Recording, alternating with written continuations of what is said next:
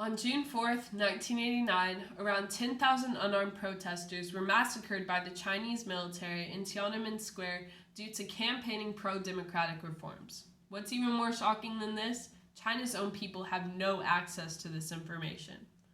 For my speech, I'm going to be telling you about the act of book banning and censorship in China.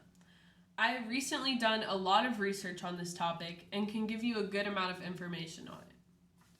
Today, I'll be informing you about the act of book banning and censorship, its history, and the effects it has on the country. As with most topics, I believe history is the best place to start. According to historian Timothy Brook in his article Censorship in 18th Century China, A View from the Book Trade, civilization meant, among with other things, the recording of knowledge, and those that controlled that record held the keys to state legitimacy.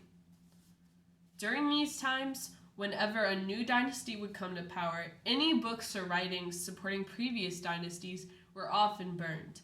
This and any books with political beliefs against the dynasty's ruling in general. Now, fast forward a couple centuries. Alice in Wonderland has been known as a controversial book across the world. The US and New Hampshire have banned the book due to promotion of drug use and promoting sexual fantasies and masturbation, respectively.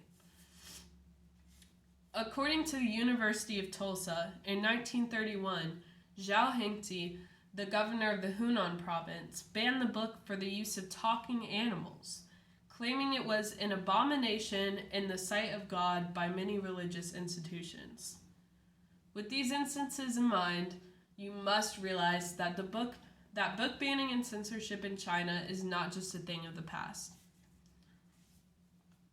So, book censorship is the act of deleting or changing certain materials within a novel as to suppress the knowledge of certain topics. Many foreign books in China are even censored with no warning to the authors. As author Andrew Solomon says, "My Chinese publishers censored 2 of my books without informing me, despite being contractually required to reveal any editorial changes."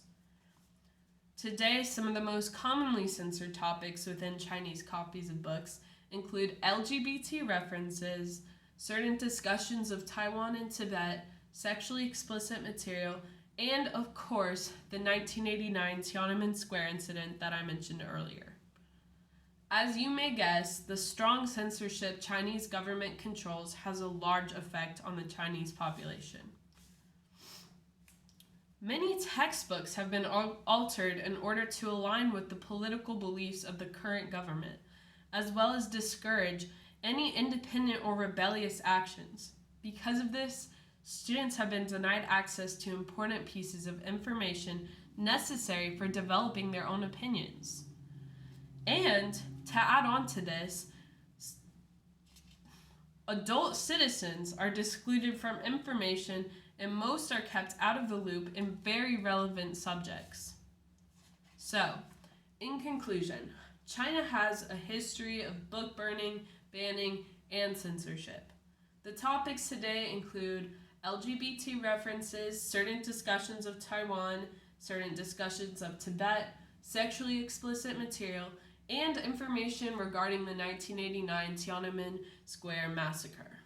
Students are taught filtered information that taints their ability to form well-rounded opinions, and China's own citizens don't know what's going on in their country.